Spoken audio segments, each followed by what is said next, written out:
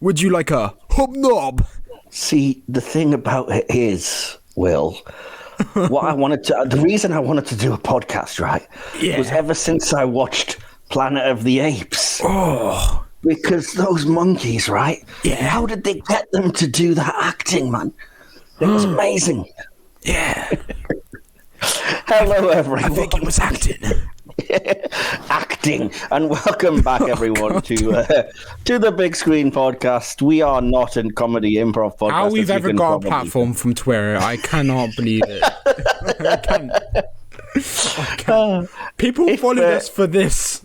Well, you know, we just give the people what they want. Really, really poor comedy references to the film we're reviewing. If you're watching this, you probably know from either social media or, you know, the thumbnail that today we're reviewing the latest film as of recording from Marvel Studios, from the MCU, and that is Shang-Chi and the Legend of the Ten Rings. I'll get it out the way now and say that if you're wondering, why is he pronouncing it weird? That's how it's pronounced. I'm trying to be respectful to the culture in question. Nervous yes, laughter. I know it's an A, but I know it's got an A in it, but it is pronounced Shang-Chi. Believe me, I have it on good authority from actual Chinese people. So there you go. So yeah. This film obviously hasn't been out for super long. It did exclusively go into cinemas, unlike Black Widow, which was a hybrid release with Disney+. Myself and Will have both been to the cinema to see it. In my case, it was my first cinema trip since, unfortunately, Sonic the Hedgehog back in early 2019. The irony was that when we went into the cinema, me and my brother, to watch this, they have a massive, almost life-size statue of Sonic the Hedgehog. It's like he was mocking me. Oh, so when you went to watch Shang-Chi, you actually saw the statue there and then? Yeah, of Sonic the Hedgehog. Oh, dear. Like a proper, I mean, I say life-size, but he's a hedgehog. It's like 4 feet. But even still, it's like a full-on actual statue. And I was like, what? Anyway, this film, at least I will say, was better than that one in my eyes, in my opinion. Do you want to tell the audience about your particular cinema experience with this film? It wasn't super comfortable. That's the thing, because it was on a day when the temperature was rapidly approaching 30 degrees, and I was already nervous as this was my first trip in public since, you know, COVID and everything. So it was the first time I've been in a cinema and have to contend with wearing masks until you get into the screen, and then being nervous about people sitting too close and stuff like that. So on top of sort of sweating with the nerves, I was sweating because I was slowly melting into my chair. So for you know, a good chunk of the film, I was like, this is really good, it's entertaining, but I just want it to be over so I can go home and sit in front of my fan and relax for a little bit. In what way are you a fan? Exactly, yes, quite so. So no, I wasn't comfortable watching the movie, which I don't think it necessarily affected my view of the film. My opinions were just as fair as they would have been, and I pointed out in my Letterboxd review, which you can read, that it's still kind of, the film still sort of swept me up in its world and got me involved after, 20 minutes or so.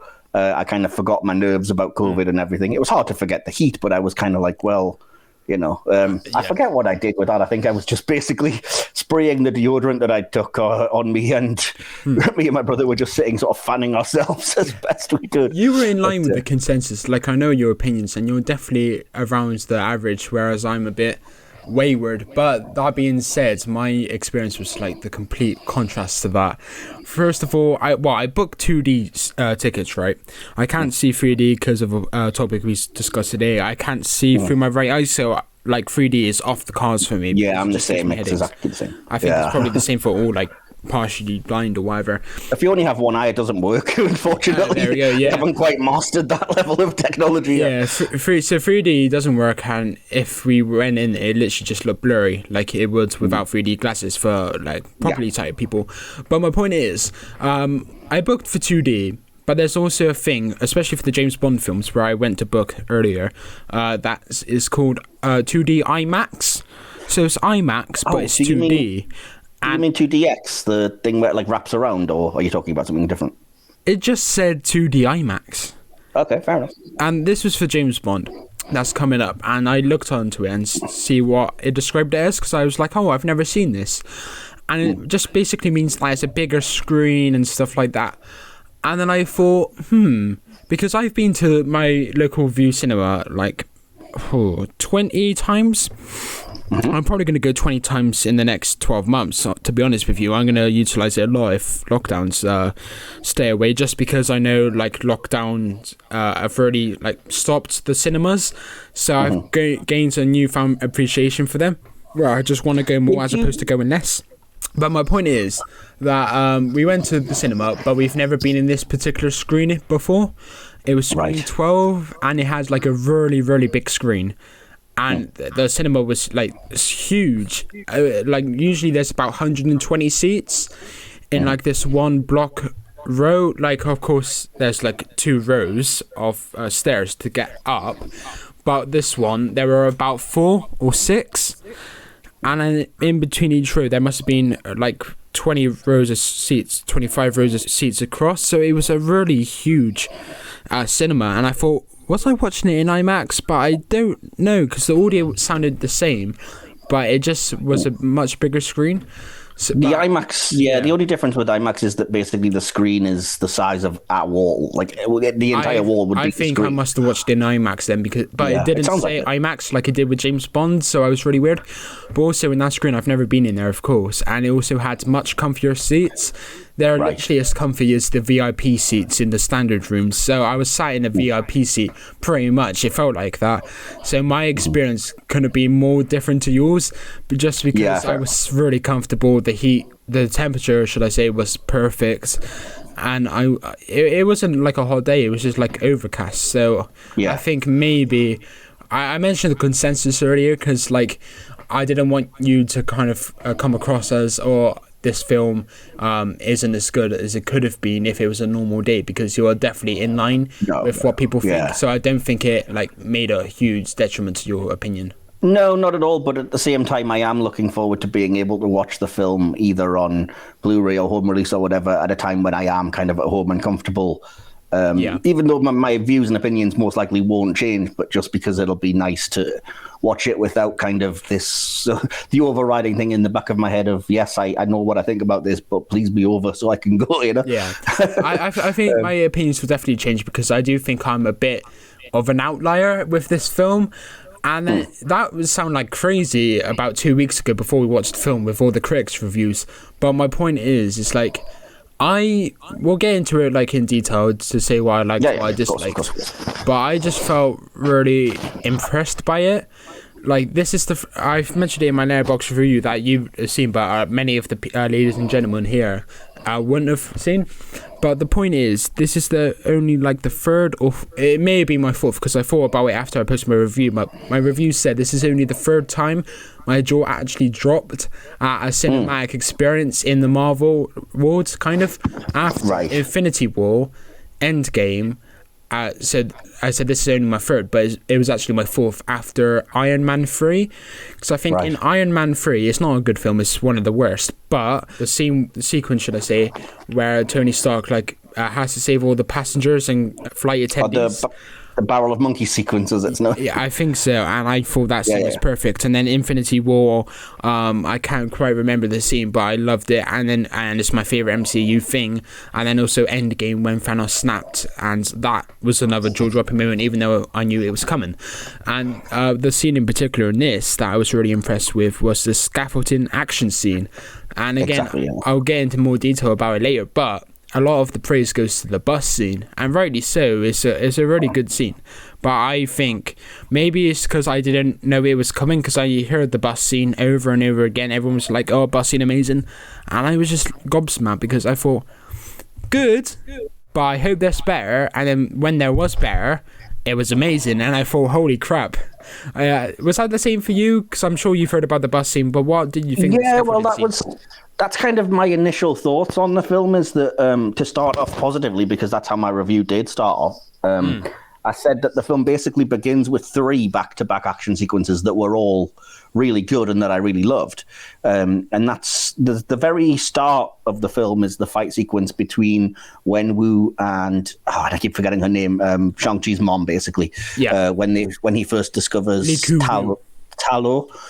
Excuse me. And they have a fight scene that's very reminiscent of like the kind of cinema that I love, the sort of Chinese or Hong Kong action cinema. So films like Hero or House of Flying Daggers, I was expecting a lot more fight scenes like that in the film.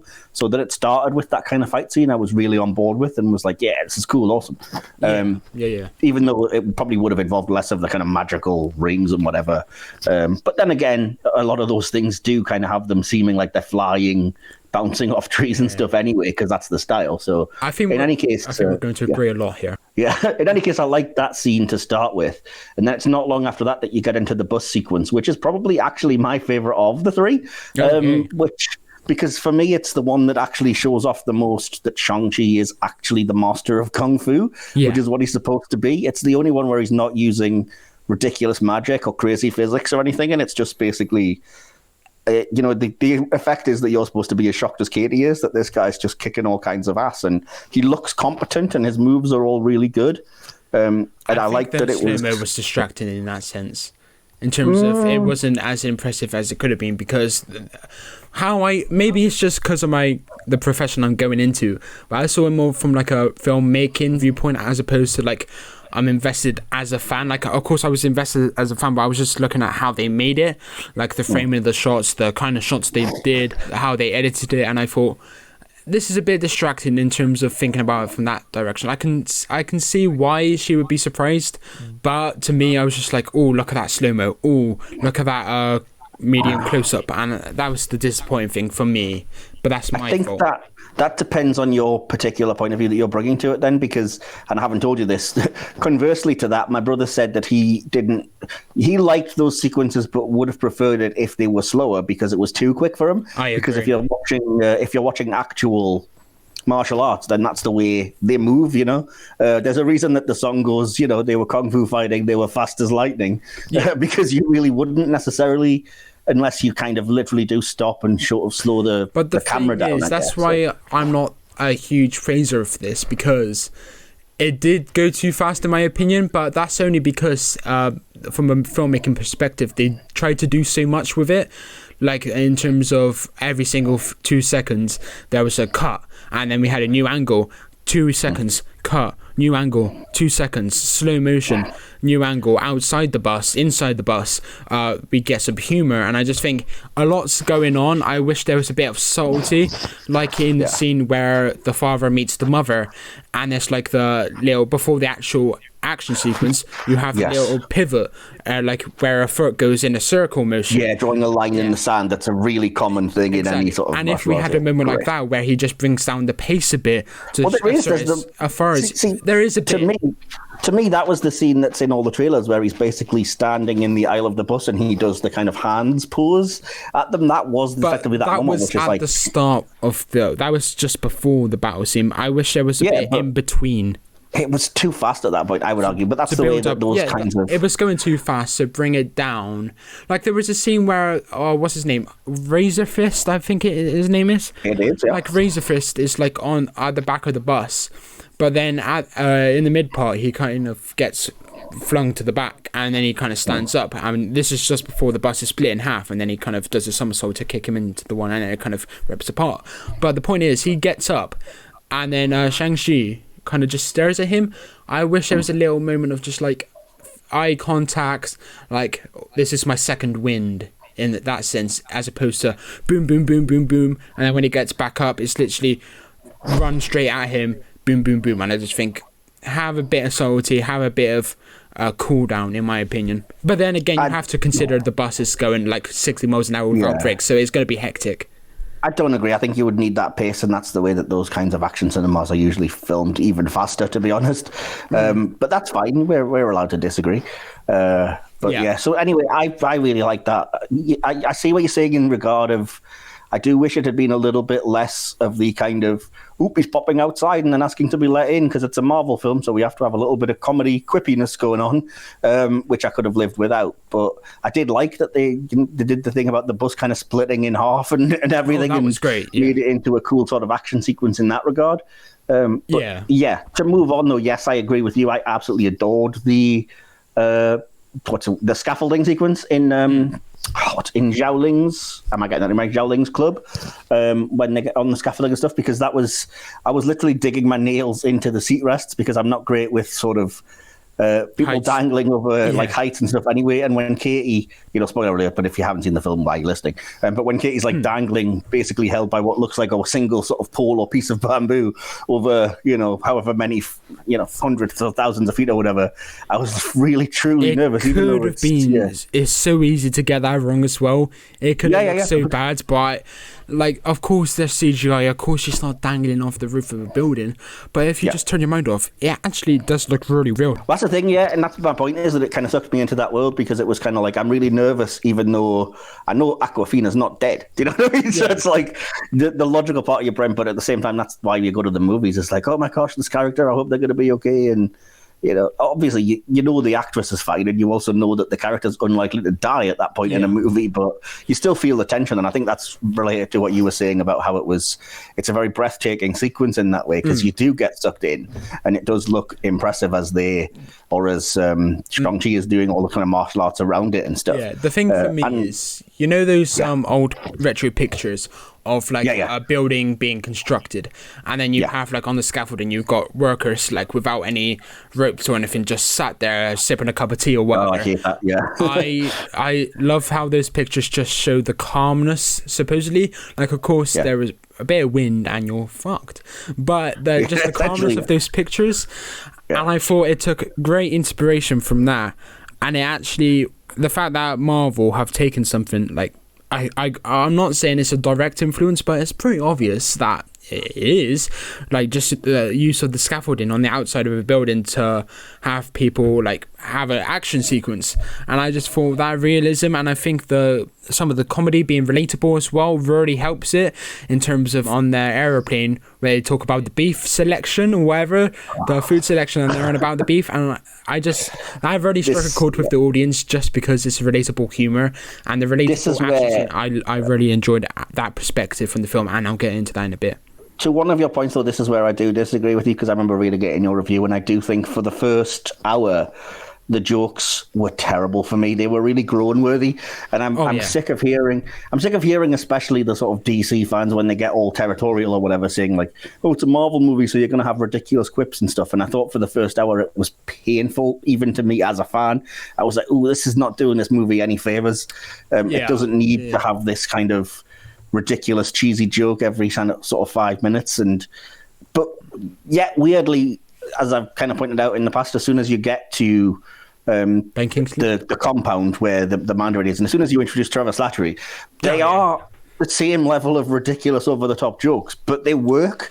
And like, why, if you'd only had the restraint to not make any ridiculous quips for the first hour, you could have done that and then know that, well, don't worry about it, audience, you're going to get that at some point later in the movie. We don't need it every 5 minutes for fear of, they'll lose interest if you don't have a ridiculous joke. The jokes actually come to a detriment of the characters when I kind of get behind, but it does feed into a positive at the end, where I just like the kind of twist of how they kind of portray the film in terms of the parallels. Of course. And again, I'll get into that when we do get there, but I can't deny finding these characters unlikable near the start. They're too modern, hippie, and like, we're rebels. We hate traditional upbringings. There's too much of that for my liking, which is reinforced with the segment after the bar scene, where they're like, "You think valet parking is easy? Yeah, it's like the most challenging job in the world." And I thought, I just thought, like, is this meant to appeal to the youngsters? Because I'm 18, this is not appealing to me. I think you look like idiots. Yeah, it's not so much a youth thing, I think, as a cultural thing, so I can't entirely speak to it, but I know from having a couple of best friends who are Chinese that there's a lot of that kind of, you're pressured to go into a great business for your family because they've brought you over to this country and made a life for you and everything, and you need to go and be... I can understand that when Shang-Chi is like meeting with her family. Like, exactly, I think that scene was really well executed in that sense, but when they're just coming out of the bar and they're like, "Ooh, they don't know, we're rebels, I hate the traditional route," I just thought... Well, I see what you mean, and I half agree, but I also kind of was on board with the fun aspect of like, oh, we should be responsible, but then we're just going to go and do karaoke or whatever, which is like, there's a relatability, I guess, to it, yeah. If I disagreed with that, I would have mentioned it, but it was just that segment that came before that I just felt with. I think that's the point, though, because you've mentioned that in your review as well, is that I think you're supposed to kind of feel a little bit iffy toward Sean before he reveals like really who he is, because it's kind of like, it's an origin story. They all kind of begin with a little bit of like uncertainty, and is this person a jerk, or what are they hiding, or whatever. But yeah, that's slightly off topic anyway. Yeah, if I may, I want to go right back to the start, because we are talking about action and we did jump ahead, but what's the very first thing to praise, in my opinion, is the music. It was composed by Joel West. The soundtrack was never not overbearing. No, it was never not overbearing. It was never overbearing, yeah. Except for the song that played over the establishing shots of the city, which I found really over the top, blaring, like really bad. But other than that, it complemented the screenplay, the music. Other than that, one bit. I can't say there was one song I liked more than another. It's one of the soundtracks that I've listened to where I thought every track is not only consistently great, but also incredibly memorable, which is probably more of a compliment than the first bit. What do you think of the music, and do you agree? I literally don't have an opinion on it, because I'm quite like musically illiterate, I guess, when it comes to those kind of things. So I genuinely didn't notice. I didn't think there was anything. I've heard really good things about it, but it's not my genre of music anyway. Yeah. If you know what I mean, because a lot of it I know was like a popular hip hop artist did the lead song and stuff, and it's like it wasn't jarring. It wasn't like this doesn't fit. It all fit with the movie, but at the same time, nothing stood out to me as like this is just a great song in its own right, or this is really enhancing the scene. It just kind of was there in the background for me. Yeah. But yeah, I mean, that's not a criticism that there wasn't anything really like that in this film. It's just not my type of music. But like I said, at the same time, there wasn't anything where I was like, and there's been moments like this where I've watched stuff in the past where something happens or a bit of music comes on and you're like, this music is incredibly distracting and not appropriate for this scene. Which there was none of that, at least. So, I think, again, in establishing shots of the city near the start where it was like all the trendy stuff, I didn't like that. And I should probably mention this is like my first time watching the MCU in the cinema. If you're a reoccurring listener, you may have picked up that I started watching it in March, and I've already made it through to Shang-Chi, like when it was released. So like 6 months just went by, and I've caught up on it all. And because of this man over here to my aid, Michael, thank you so much, because I've actually been talking to a girl recently, and just because she likes Marvel, and I think. My guy, thank you. But my point is, Wingman. Yeah, we met. But yeah, I went to the cinema with my grandparents on this occasion, and it's not their kind of film in terms of it's not their kind of genre. They don't do superhero films like you do, and now I do. So when the post-credit scene come on and we see the Hulk and Captain Marvel and whatever, I was getting really excited, and then my grandparents just had no idea what was going on. You just didn't have a clue. And then there was reference to Endgame, with like half of the world's population going out. Oh, of course, throughout the movie, and then I just had to whisper to my nan, "That's a plot thread." And then whenever I saw like a villain that was like reoccurring, like the cameo of the big guy in the bar, I just Abomination. The Abomination. I just said, "That's a recurring character." So we've agreed to watch one Marvel film a week now, me and my nan. Cool. So we're going to go from Iron Man, and I'm going to try and get her into it. So like when we get up to the point of June and Eternals, she's actually kind of caught up on that. Is June Marvel? No, June is not a Marvel movie. No. Oh, okay. Oh, my bad. But when we were at the cinema, like the trailers came on before, and they did a great job this time, because when we went, this is a bit of a tangent, but we went to watch Stillwater and The Courier in like last month, and the trailers weren't very similar. But this is like, we saw the trailer of No Time to Die. We saw the trailer of Venom. And by the way, the James Bond film trailer looks amazing. I was like blown away. Yeah. These trailers were like linked to it like June. I thought that was Marvel, but apparently not. No. But it's a very similar kind of style. And they were like, oh, that looks good. And I thought, the one they were unimpressed with kind of was Venom. But I was just like, that's a different kind of movie, though. That's because you have like that's horror, really. Exactly. Those trailers that kind of captured the essence of the film we were to watch, and the film we were to watch that we did watch They were left impressed. They were pleasantly surprised. But I think the reason I mentioned this now, because we were on the topic of trendiness, and they're not trendy, they are old.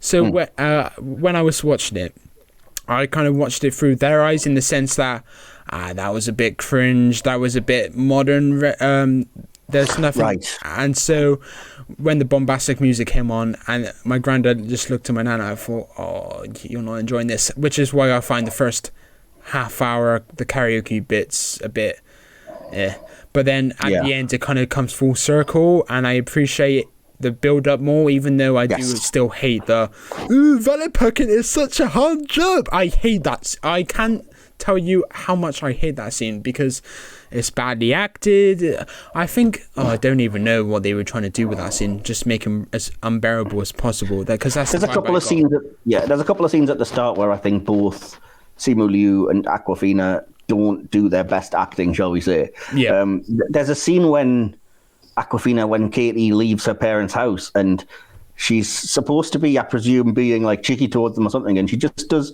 the worst acting choice I've ever seen for like a one sentence thing, when she's like, "No, I'm going out of here," and I was like, "What was that?"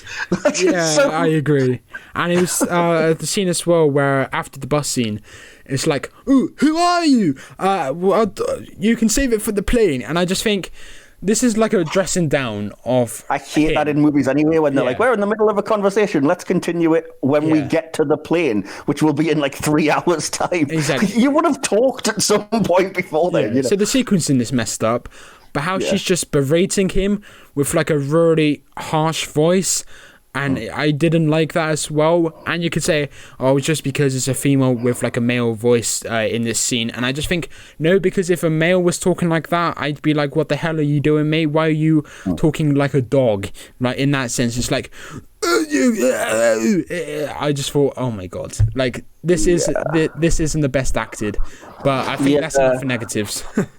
But since we're on it's not quite. Since we're on the subject of characters and stuff, though, I really like Katie in terms of, they don't make any effort to disguise that she's going along on the kind of plane journey and stuff, because she's the audience surrogate type character, to the point that they don't even bother explaining it, so that when it happens, when she's like, I'm just going to go with you on this plane to your sister's place or whatever, and I was like, really? That was a huge leap that she's just randomly, but okay, I'll go with it. But then, you know, for the majority of the rest of the film, she's great because she is that character. So the whole journey through there and then getting to the compound and everything.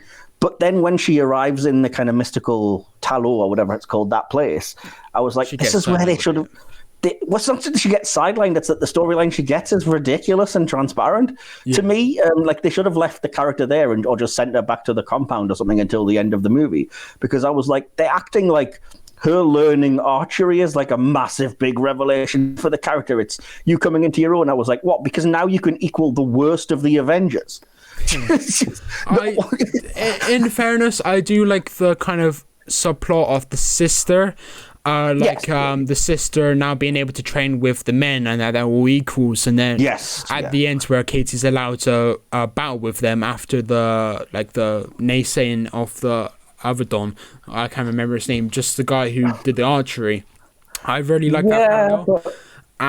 They were kind of combined, so I don't see it transparent, rather just like a plot thread. No, it's not that. I think it's transparent that at the very end, it's basically like she doesn't have a place and she's learning to shoot arrows because it's the only thing you can do. And then at the very end of the film, it's like, of course, the critical moment is that she has to fire an arrow at a weak point. And I was like, oh, for fuck's and that she's the one who does it as well. Exactly. I was like, it's too many coincidences in a row. It's like, oh, well, that was convenient, really, wasn't it? Yeah. It's like a very Boris Sherwood ending. Yeah. That was like the only sort of thing, though, with that, because those scenes where they're training and stuff are really good, but I was like, that's part of the problem I have that I'll get to with the whole end scenes, is that it just goes on too long and becomes stupid and generic and sort of CGI mess. Oh yeah, we're 30 minutes in, and I'm actually going to bring it right back to the very first scene. Again.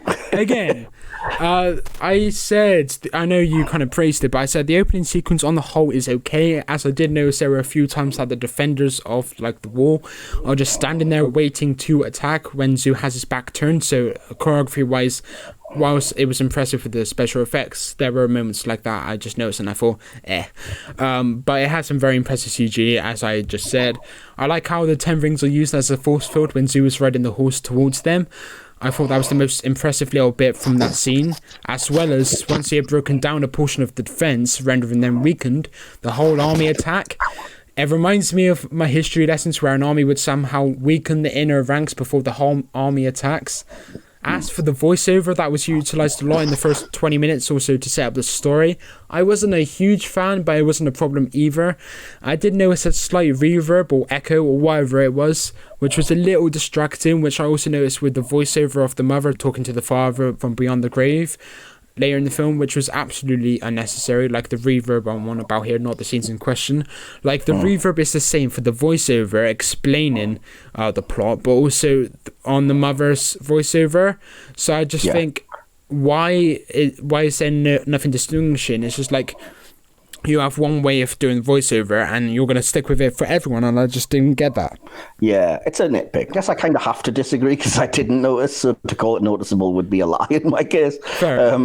But yeah, I mean, if you did, fair play. I did mention the scene where like the two meet, the mother and the mother and the father. Yeah, exactly. Yeah. And I am going to say like the mother, the father, the sister, the brother, or like the son and daughter when I'm talking about these characters. I'll keep you right, don't worry. Yeah. Apart from the mother, whose name I just cannot recall. I'm sorry. Liku. Okay, well, there you go. You know that one. but when the two meet, it's beautiful. We go from the crazy, the rather bland shots of the forest closing in on a mesmerizing garden, you could call it, with a water feature and a beautiful lady wearing some awesome clothing. It's a really nice contrast. It's in the scene where we get the battle between the pair. Of course, they'd go on to marry and have children. I really like this whole sequence, including the slow motion, ironically. I already said I do, yeah. Yeah, and the medium close-ups of their faces, they look at each other mid-fight, giving us the first indication of a bond. And ironically enough, it establishes bonds in the final act, which this film does a lot. It has parallels, specifically flashbacks. And this is a note I made in my review that I think you disagree with. Like, a lot of films that do involve family separating, they have flashbacks. So in that respect, it's not very innovative, but I digress. I'm sure some will dislike the slow motion, but I personally really like it. And I do love the bits how they utilize the surroundings when showing off their magic. Specifically, the use of leaves being swirled off the ground to sweep him off his feet and into the waterfall. I really enjoyed that little bit. These are things I don't notice because, again, they're, I guess, almost cliches of the kind of action cinema that I watch. So it's the sort of thing that, yeah, I completely 100% agree with you, but I wouldn't call it out because I'm so used to it that I don't even... It's like second nature film language, if that makes sense. So, usually, think about the airport fight scene between the Avengers. I think it's Civil War. Yeah. Oh, it could be a different one. But like whenever someone utilizes the environment, they kind of just use like a pole or something. With this, they actually use the beautiful surroundings, which I praised, by using leaves and stuff, which I thought was very different to what Marvel have done before. Completely, because it's not really a Marvel thing. Like I said, it's basically it's Chinese action cinema. As I said, I would compare this opening scene to a bunch of other things, but mainly to the film Hero, because that is a film that uses the environment, but also uses color to tell a story. So the swirling of colors along with the fight, if you know what I mean. So the backdrops are important. And there's point in that movie where, you know, the entire backdrop is on a water, and so everything is blue because the lead character is feeling sort of cold and sad. Or there's a moment where, you know, everything around them is either orange paint or orange flowers and stuff. And there's a lot of that in Chinese, like I said, action cinema, where the whole thing looks gorgeous, and the environment is way more of a character and is actually used, sometimes even in crazy ways, like I said, where they start it makes no sense from a Western point of view, but they'll just start like flying and bouncing off the tops of trees in the middle of a fight and stuff, because that's like wire work type fighting. But it's just a matter of, like you said, it's using the environment and it's giving you that, I guess, kinetic action that you've come for in that case. But yeah, I agree with you. That's part of why I like that first fight, is that it wasn't a typical Marvel Studios movie fight. It was very much, like I said, a Chinese action martial arts movie type fight. But I just wish there'd been more of that, because it's like after that first initial fight in the movie, they abandoned that, and I was hoping there'd be bits throughout the movie. Yeah, but I do actually like the flashback scenes. We see flashbacks from the perspective of the son, the daughter, the father, and the mother to tell different parts of the story in parallel with a character, whoever it may be in that moment that's got the focus on them, mustering some emotional power off the back of that. So, for example, if it was the sister thinking back at how the family kind of culminated, she was thinking about the mother or something and like being left on her own. And then the very next scene, she's allowed to she's allowed to get involved, and then with the son, actually it may have been the father, in the father's flashback it was the son who was like punching the wooden punching bag, and then the son looked at his hands unknowing that his father was there, and he saw the blood, but the resilience his father had installed in him ensured that he had to carry on. But then his father, just after a sympathetic moment where he was like, oh, you're going to help me, like, I've just found you again, you're going to help me, I'm a changed man. We go to this next scene where, yes, we see the brutality of this character through the son's desire to carry on and push through pain, but he actually stops him from pushing himself even further and kind of just supports him. And I like how that kind of shifts and how it kind of interlinks with the actual plot that's going on. That's my opinion on the matter. What do you think of the flashback scenes?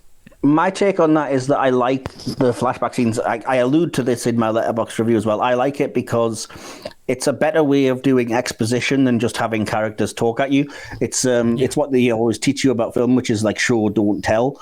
So I'd much rather have sequences of like how brutal Death Dealer was towards Shang-Chi in his training, and how Xialing wasn't allowed to train with them, and how their father looked nice and benevolent but was really a dictator. I'd rather see all that than just have one particular scene where Shang-Chi sits Katie down and... Yeah, exactly. Have a scene where Shang-Chi sits Katie down and is like, here's my entire backstory. My father was nice, but he was really not, and I was taught really badly, and my sister was... It's like, no, don't just explain it. Do it in the flashbacks, because it keeps things moving, and it keeps things being action-based rather than, we will now stop the action to sit down and talk to you for 10 minutes. I'm so glad you mentioned this, because like when I was doing my notes earlier, I was like thinking back at this film. There was not much cases of where I've screamed at the screen like, show, don't tell.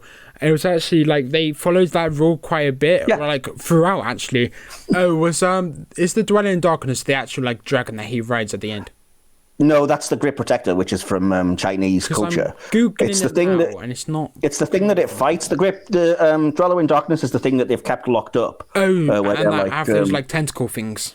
Yeah, it has the sort of soul suckers that serve it.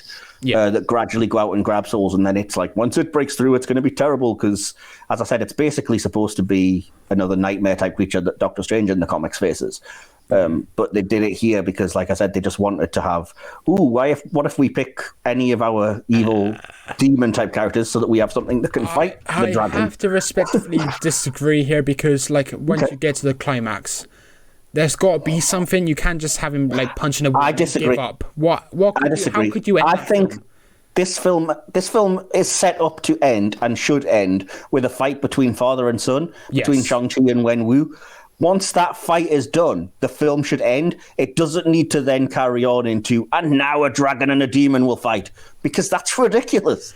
I get that point, but the kind of message they were going with is that the father will be overcome, of course, like good defeats evil. But in this film, it kind of does good defeats evil, but the evil does a favor to the good. So it's kind of like the dad gets this little bit of a vengeance at the end by giving Shang-Chi the 10 rings. And then it's kind of like with the flashback scenes as well, it's kind of like a combined family power to defeat this common enemy. And with that, you have to do something with the common enemy. Like the enemy's got to be common for everyone. So again, they join forces at the end. Everyone joins forces at the end.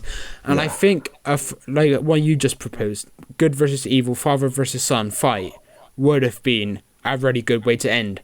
But this film doesn't, and then because it doesn't, there's got to be another final battle after the son versus dad. And if they did do that, I wouldn't be happy with him just being killed off, him get the 10 rings, and then they all bugger off. There's got to be something else. But the way you proposed it would have been the best, in my opinion, and I agree with you. It would give you the personal stakes and things, but it feeds into one of my other, perhaps my biggest problem with the film, is that this is not Shang-Chi. Okay. At all. The character in the comics, his notable aspect is that he has nothing special about him and no superpowers. He's just incredibly good at Kung Fu. He is, his comic is called Shang-Chi, Master of Kung Fu. And this film goes out of its way to give you 5 ways why he's special and magical and deserves to be a superhero. And I was like, that's fine, but that's not Shang-Chi. He's never been, I now inherit these magic rings and I ride dragons and I fight. It's just, but it's ludicrous. At the end, that's like the conclusion to the family aspect of this film. Like, I do like how we start the film with Zhu and then we get introduced to Shang-Chi a little later, and his introduction, like, we go from a really ethnic, beautiful palace to the modern day where he's awakened by a digital alarm. Like, even then, though, contrast. No, but even then, his mother is said to be this mystical woman from a magical land with untold powers and stuff. And it's like, no, that's not what the character is about. And it's like the end scene. To your point, the end scene is like they have to have a common enemy and they have to have something to fight. And then it's so bad that that entire scene, to me, exists so that they can say, look, this guy is a superhero worthy of the Avengers. He can ride dragons and fight big demons. And it's like, no, you stop going out of your way to try and point out to me why this character is special. He's special because he's good at Kung Fu. He was special already as well, like after he defeated his father of sorts. Exactly. Like, but because they carry on, we get to the point where it kind of is self-destructive, because like not a lot of people like the final act, included us. I do find I know a lot of people, including myself, finds about 90% of the CGI really impressive. But the one bit of CGI I was really impressed with in this final sequence was when he puts the 10 rings into his throat and then it kind of goes golden and then it kind of explodes. Like the very final moment of that action I thought was superb. But everything else, the final 2 minutes before that, I just thought, this is so messy. It's up his own arse in a sense, in terms of the CGI artists.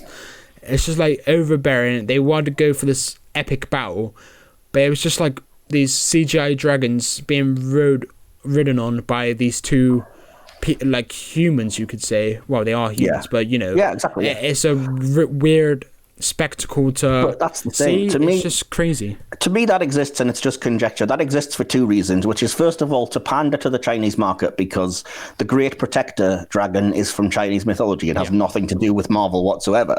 So that's just like, see, we know your culture, China. But then equally because you're in this world, and this is controversially, this is me criticizing the MCU, because we're in a world where things like Infinity War and Endgame have happened, and they want to put over Shang-Chi, to give it a wrestling term, to make him look like he deserves to be equal to these heroes. They have to give him something outlandish and ridiculous to do, because we've seen such big level stakes in the previous 23 whatever movies. But then that's not the character. Like I said, why are you making a Shang-Chi movie where that character is supposed to be fully grounded?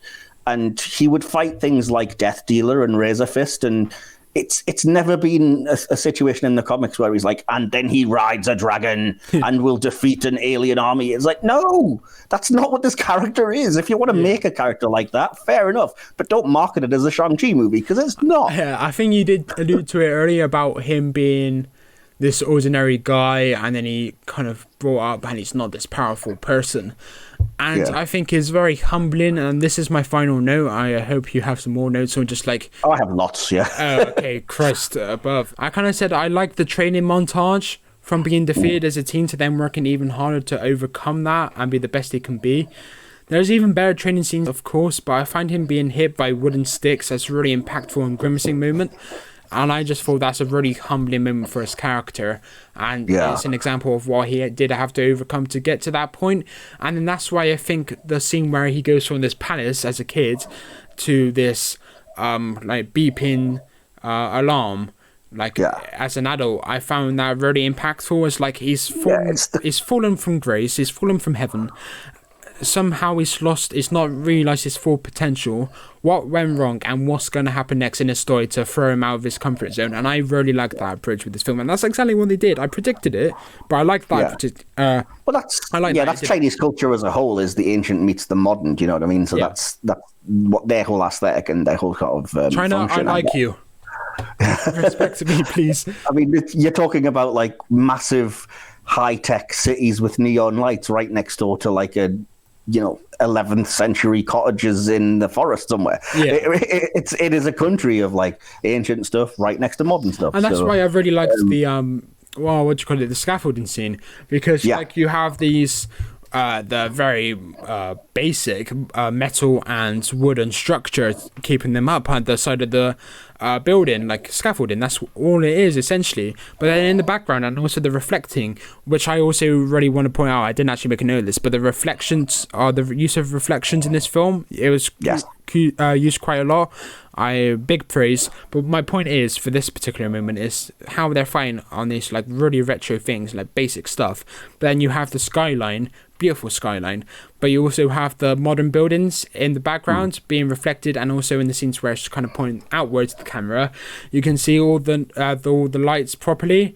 And I just thought, wow. And that's why I was so enthralled by the scaffolding scene, the scaffolding battle, just because it looked beautiful, and also the shots and how it's choreographed. I just thought it was superb, and I think that is the best action scene in the MCU, in my opinion.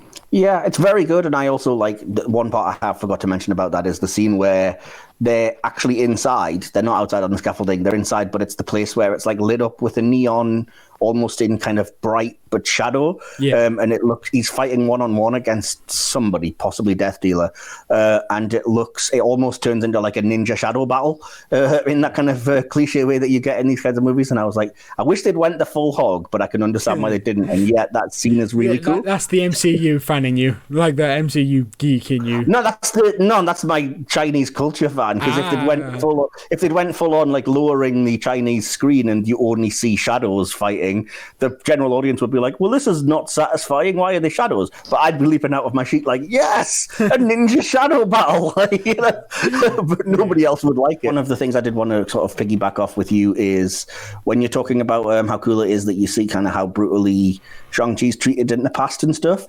It feeds into my criticism that you don't need the Doctor Strange demon, because you have a lot of villains there that are wasted, because it sets up that because it's Death Dealer that was doing that was really abusive to him as a kid, and for whatever reason he's still around in the modern day. I was like, I really would love to see a personal fight between Shang-Chi and Death Dealer where it's like payback for all of the abuse, like I've become such a good fighter partly because of you that now I'm going to defeat you. But instead Death Dealer gets attacked by a demon thing and gets his soul sucked out, and that's it for that character. I was like, that's so disappointing. I was expecting so much more, you know, because we kind of saw a bit of it in the trailers, and like everyone was just like really, really excited for that, like the whole bar scene with the abomination and whatnot.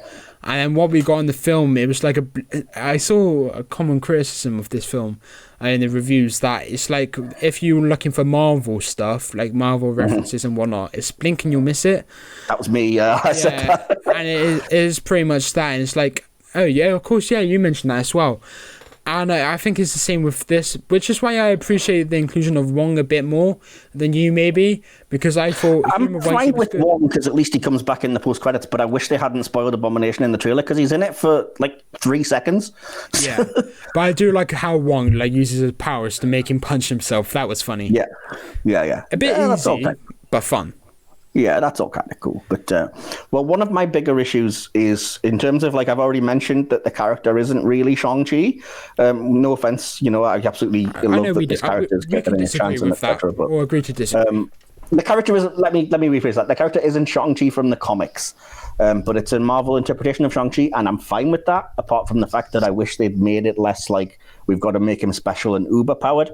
But I'm fine with the deviations from the Marvel comics in a lot of cases, because as I've mentioned, a lot of the Shang-Chi comics are incredibly racist, especially by modern standards. What would you say, just to interject here, like I know the audience may be like, okay, this guy's well-informed, so what is it specifically? So and I'm interested as well, actually. Like, what is your opinion on, like, the actual movie's depiction of him? What's wrong with it? Like, what particular moment? Oh, in terms of Shang-Chi, I've already mentioned in terms of Shang-Chi, it's mainly just because he's supposed to be more of a street level hero. Sure, like if you want, but what specific scene? Because I don't get that impression at all until the very end. It's just that throughout, he's, like I said, they go out of their way. I'm just going to be repeating myself, but they go out of their way to say, like, he's special. Like, his mom is special straight away. And then he gets there, and it's like he's linked to the 10 rings of the Mandarin, which the character isn't in the comics remotely. And, you know, he's got a destiny to carry these rings, and then he can be the one fated to ride the Great Protector Dragon. And he gets welcomed by his magical auntie to this and sort all of this never happened in the comics then. Not at all. Like I said, the character in some ways is way more similar to Iron Fist in the comics, but because Marvel did a very, very poorly received Netflix show with that character, they kind of screwed that character over. And to be fair, he is like a white guy appropriating Chinese culture, so it's not great. But he's always the guy that's like, he defeated a dragon, plunged his fist into the heart of a dragon, and now he has a magical glowing fist. You know, that's the kind of thing that fits into this world a lot better than Shang-Chi, the character, would.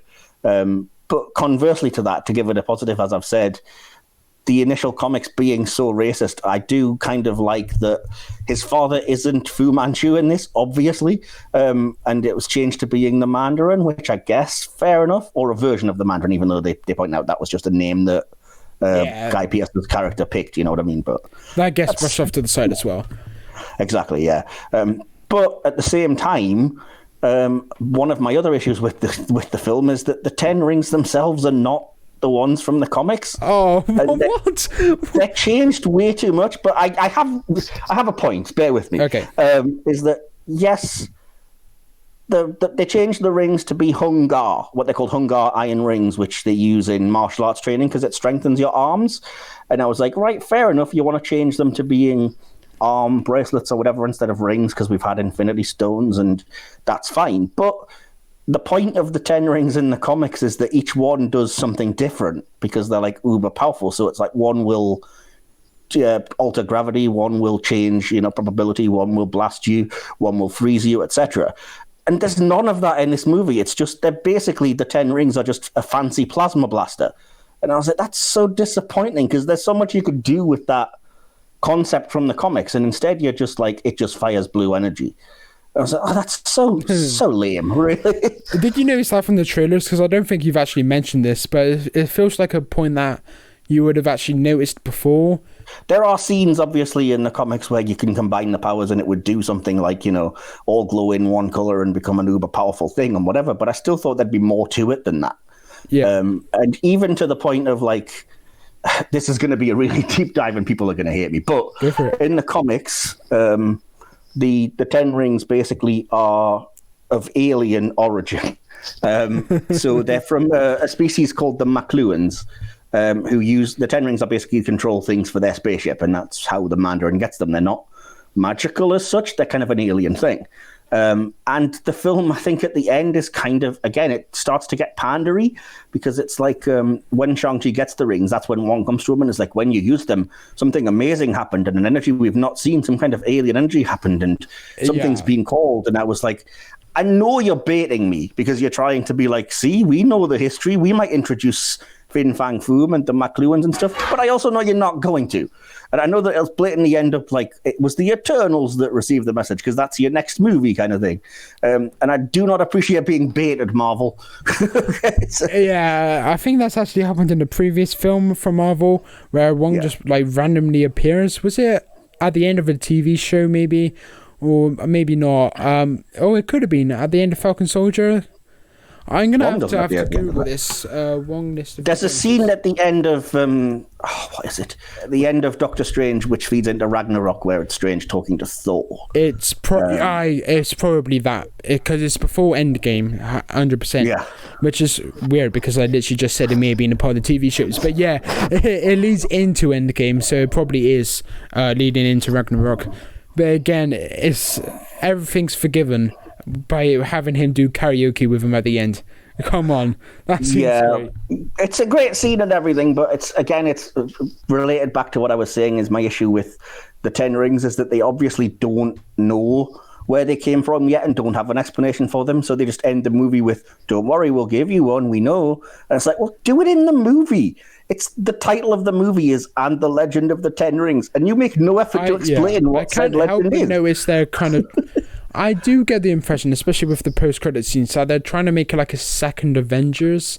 Like, I'm intrigued to know, because I know I had this conversation with Luke that Eternals, because I was interested about the Eternals, because I said to him, are the Eternals just lesser-known Avengers in the comics? And he was like, no, they're their own characters that like get superhero powers or whatever. I can't remember the actual conversation, but they're not the new Avengers. So I thought, because the Avengers are pretty much kaput right now, that they would be the next ones, but apparently not. You just said no, so obviously they're not. So I just get the impression that in the next like handful, 5, 6 films, they're going to introduce all these new characters.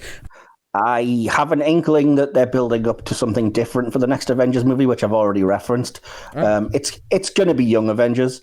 They're deliberately introducing so many younger characters, and they're not doing that for no reason. So they've introduced Wanda's 2 sons and what's his name, the Black Captain America. Oh, I feel awful for not remembering his name. Yeah, but that guy's grandson. You just saying the Black Captain America.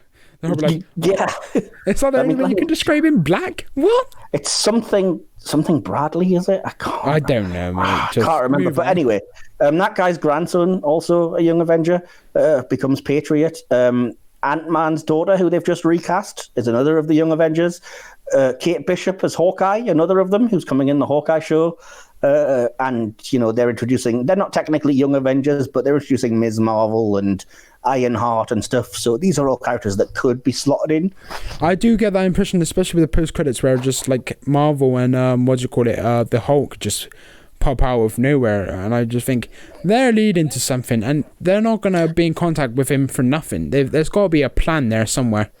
I think you're possibly even, but you're also potentially putting too much faith in Marvel. No, because when I watch these post-credit scenes, I think, okay, they're all building up to Endgame, the Infinity Stones, Thanos and whatnot.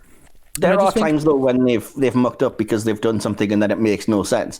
So, for example, the end scene of The Incredible Hulk, where Stark talks about recruiting General Ross for the Avengers instead of the Hulk, and then they had to basically undo that in one of the Marvel one-shots because it doesn't make any sense with the setup for Avengers. Yeah. I hope they have got a plan, but excuse me, but at the same time, I'm not sure what it is other than the fact that they're... I think you being a bit hesitant to get on with this is based on your opinion that they are going to do a Young Avengers. So I think one of our opinions are right. I've not heard the Young Avengers point before, but I think it must either be that... There's too much setup for it not to be done. Yeah. Which isn't to say that they can't do another Avengers movie down the road, but I don't think that's what they're setting up here. I think they're setting up, if anything, perhaps something bigger, like a big crossover. The way that they keep referencing that the rings are calling to something and it's an unknown energy, so it's either alien or it could be from the multiverse or anything. Yeah, I hope they don't end Wanda's vision like they did in WandaVision, because you know my opinions on that. Like, I think you even conceded at the end that you don't think you think there's going to be repercussions for her story, but after. So I think she's got to come back, in my opinion, because WandaVision, I know is your number one Marvel thing, but I don't think that would be a satisfying end to her character and her story. No, but they said before that story started that that WandaVision would lead directly into Doctor Strange 2 and that Wanda was the co-star of that movie. But anyway, let me just quickly go through some things. I just wanted to quickly say that I like the acting in this film. I think everyone's involved is great. I think Simu Liu and Awkwafina are good. I think Ben Kingsley as Trevor Slattery could have been terrible and should have been, but steals the movie. He's where it actually gets funny and it's hilarious. And it's got the loudest laughs from the cinema, by the way. Completely. And he's brilliant. I mean, he really is. He's just a brilliant character. And the bit we did at the start about and the monkeys were acting, and even down to the kind of, I'm not dead, I'm just acting. I'm giving a performance, so get down here. That was a great twist. Yeah. It was a great moment at the end of the movie, and I was like, yeah, more things like that. But excuse me, because it was like a very intense sequence, but then you just get that little light humor. Because again, you could see it as a criticism, but I don't, in terms of there's this big battle going on, but then the father kind of goes on an errand, like, into the temple, and then his son just kind of stops in the middle of a battle to notice, and then there's a little bit, like, 10 seconds after, where, like, his sister stops as well, but then, of course, you have, like, the twist where, like, there's something behind her, but then she kind of deals with him, and then she says, go off, go get him. But all this time, he's literally standing in the middle of a vicious battle, which I kind of see the negative there, sure. But my point is that it kind of works. It's fine. It works fine enough. But with Kingsley's character, I think that in the post-battle, it was pretty much post-battle by that point. There was a bit more action-y at the end. But in terms of, like, that, where it was slotted, there wasn't much going on. Everyone was pretty much dead, and he was playing dead as well, so it makes sense. And I think if you justify that scene along with the Shang-Chi just stopping scene, it kind of works. It's fine. Just turn your brain off. Go with it is what I would say. With a lot of this film, I think the final 20 minutes, not the final 20, I'd say the final 10 is where it just goes on itself in an indulgent way, and I think that's inexcusable. But I do like the comedy and how the comedy is portrayed, even if it doesn't make sense in some cases. Yeah. The only other thing I wanted to say is, like, from an acting standpoint, I really loved the scene, and scripting actually, and plot. I liked the scene where Shang-Chi's mom, Yingli, where she's basically attacked and killed by the Iron Gang, and him being like 7 years old, he's just told to go and hide and does. But then at the end battle, it's really kind of it's a gut punch when his dad brings up and it's like, you just stood there, you did nothing, and that's the reason that she's dead. It was kind of like, we've seen that in other stuff though. But it's still effective though. I just thought, what was this kid meant to do? The 7-year-old kid against like 30 grown men. Yeah, but there's no rationality in somebody who's like grieving and I didn't feel the emotional punch. I knew where what I was trying to do, but I didn't feel it like that. See, I did, but I think I like the acting and the plotting of it. Fair enough. What was I going? Yeah, that couples with the fact that I think that personal end fight really should have been the climax point of the movie between Wenwu and Shang-Chi, and then it just ends with him finally defeating his father and getting the rings rather than getting them handed to him, because it's just a bit less impressive to me. That I did criticize it a bit earlier, but I just want to say the scene, the slow-mo specifically I criticized, but I actually really liked the slow-mo when he kind of ducked under Razor Fist's blade. I think that second one was fantastic. That little scene clip in there. But yeah, that's besides the point. Also worth pointing out, I love that Razor Fist's name is never mentioned, but it's because he's so vain that his name is spray painted on the side of his car. Yeah. That's how we know how his name was. I actually think he was a really good semi-villain in this as well. Yeah, that's what I mean. I mean, between Razor Fist, Wenwu, and Death Dealer, like I said, why did you then think, these three villains aren't enough, let's chuck a Doctor Strange demon in? It just seems daft. But again, anyway, we've spoken about this. I disagree. I just agree with you on the sense that the Dragons is pushing it a bit too far. Well, way too far. Yeah, I've said this before, but just in case it's kind of cut or we mentioned it before we started recording, I don't love that, like I said, it gets to kind of halfway, and when they get to Tallow, the movie just becomes Black Panther all over again. But yeah, so that's very recognizably Marvel. Yeah, and I may as well say, because it was pre-recording, that I completely agree. I was like, I noticed the similarities. And I did mention to you that it may be a bit offensive to the MCU fans in that culture. Like, it's all under one umbrella, like blanket stereotype, you could say, that they're both. I think it's fair because, I mean, it makes sense for Black Panther because that's his comic book character. But it's not to the best of my knowledge, at least, Shang-Chi isn't from like a mystical city that's protected by magic or anything like that, or tech or anything. So it is very much like, it seems to be falling into that trope, even though it's putting a square peg in a round hole in that regard. But again, go for it. Yeah, it's just a matter of, isn't it? It's appealing to the Chinese culture respect and to that particular audience, because just let me quickly run through this list. The list of creatures that you see in Ta Lo are all actually creatures from Chinese myth and legend. So you have the Hun Dun, which is what Morris is basically, which is the thing without a face but with wings. Very weird creature. Primordial and central chaos in Chinese language.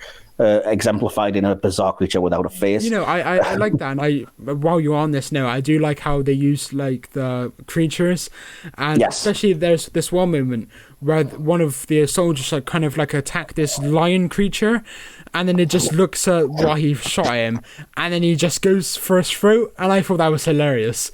Like how they actually used one of the creatures for comedic effect was a touch of gold.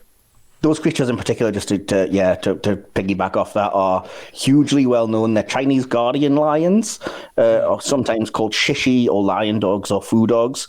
They're seen all over Chinese architecture. You'll see them everywhere. And I noticed straight away, as soon as that was the first thing you saw in Ta Lo, I was like, yep, Chinese guardian dragon. It's similar to the Great Protector Dragon. I got what that was. The others I had to look up, but apparently there's something called the Feng Huang. Apologies, I'm probably butchering all of this Chinese language, but that is the thing that looks like a phoenix, basically, a bird that's on fire flying through. And I do remember seeing a few of those in Ta Lo as well. There's also the Huli Jing, which looks like the Pokemon Ninetales, but isn't. It's just a nine-tailed fox that the Pokemon was based on, which, again, I do remember seeing in a couple of scenes of like, wow, look at the scenery.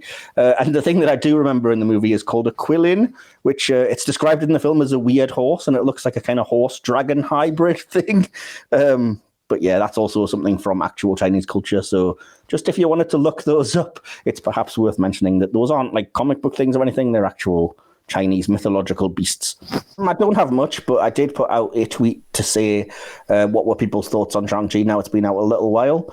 At Skimmerrad, Steve Wasling on Twitter said, I really enjoyed it, loved the friendship of Sean and Katie. Amazing fights, great returning characters, wonderful creatures. To be a bit critical, it's a shame the finale was FX driven rather than showing off more fighting, as that was a real strength. I can kind of agree with all of that. George White, at George_White, says, love it, breath of fresh air, can't wait for more. One of the stronger origin stories, but a little bit slow in the middle. I believe he gave it a 5-star. I know he didn't give a rating in that tweet, but on his podcast, it may have been Connor, his podcast co-host, but he did give it a 5 out of 5, I believe. Fair enough. And the only other thing I did, I put out a tweet to say, we're quite deep into Phase 4 of the MCU now, so what is your favourites? And there's a couple of things that do relate here. The Fourth Dimension said, favourites so far, Shang-Chi on film, WandaVision on TV, most anticipated Hawkeye for the debut of my favourite 21st century character and the best young Avenger, Kate Bishop. So praise for a lot of things, but definitely Shang-Chi in there. And at Tom Sly, I'm not going to try and pronounce your surname this time, Tom. He's a regular contributor. He says, it's a tough question. WandaVision, Loki, and Shang-Chi have all been excellent. I can't judge what... How dare you? I can't judge what if yet because it's not over. Falcon and the Winter Soldier was really disappointing, I thought, and Black Widow was solid. I'll start with the very short ones. Somebody called Danny just says Aquafina is ride or mother effing die, and then gives the movie 4 stars. Abby responds to that with not to gatekeep, but the real Aquafina fans have been around since MTV's Girl Code, then gives this film 4.5 stars. Alex Marzonia, who is actually Asian, so I did want to point this out to give his particular view because it's got a bit more relevance. He says this movie rules, fist pumps, but slowly unfurls fist into open hand. I was in tears for the whole prologue because of how it reminded me of watching kung fu movies with my cousins and parents, and then just seeing a lot of Asian imagery and culture in a movie this big hit many trigger points. I'm such an easy target for these things. It also helps that Simu Liu and Tony Leung are especially great, and recently watching Leung in his younger days in so many Wong Kar-wai movies just added to the melancholy and sadness here. I can't wait to see this so many more times. Number 3 on Marzonia's MCU rankings. P.S. Just real quick, yes, it gets CGI heavy at the end, but to me it emulates myth and epic storytelling, so it actually makes sense in this MCU movie to me. Okay. Eric says, and Alex gives the movie 5 stars, I should have said. out of 5. So there we go. Eric says some pretty cool fights, but easily the most explosive and thrilling moment was Tony Leung giving like a small, sad smile. That was Eric Zipper, and he gave it 3.5 stars. I'll just do one more because some of them are quite long. And this is PLD, Paul Denuzio. Gave the movie 4 stars and says, it took me a while to get hyped before seeing this film. I wasn't sold for the longest time, but it built, and now that I've seen it, I'm sold. I was all on board. I have nitpicks for sure. I think some of the fight sequences were over-edited. Okay. The cinematography was a bit dark at times. At times it didn't need to be. Aquafina learning a bow and arrow in one day. That aside, Michelle Yeoh is just an amazing performer. Yes, should have said that. Tony Leung steals the film on every single level. Fala Chen and Simu Liu fit perfectly in what was needed. While I complained about some of the fight sequences, some of them were beautifully shot. All in all, this was what I needed as a new basis for the next phase of the MCU, whereas Black Widow felt a bit too much caught in the previous phase.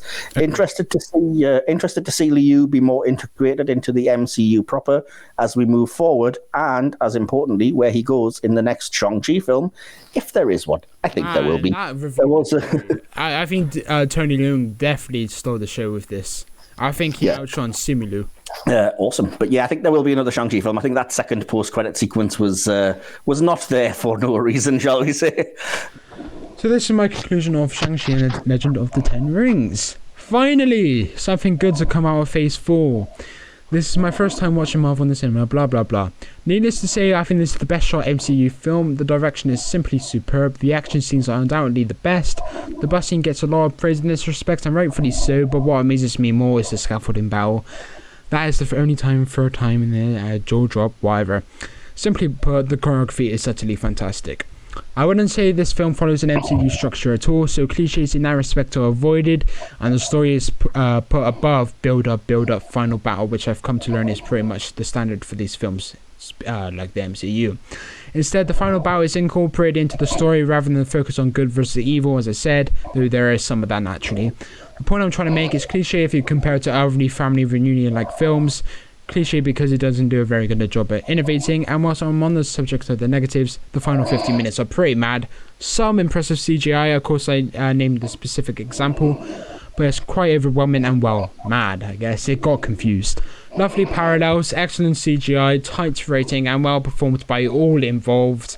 Can't say there was a naff performance, as the unlikability of Sean and Casey towards the start, and I put in brackets a sizable portion of the first half hour was pretty cringe, was purposeful, as the excellent callback towards the end where we see the story presented in the eyes of others, hearing the story in disbelief, was a twist in the sense that we didn't know what they were actually truly talking about before the actual story unfolded on screen, which gives a satisfying ending which encapsulates everything the film was going for.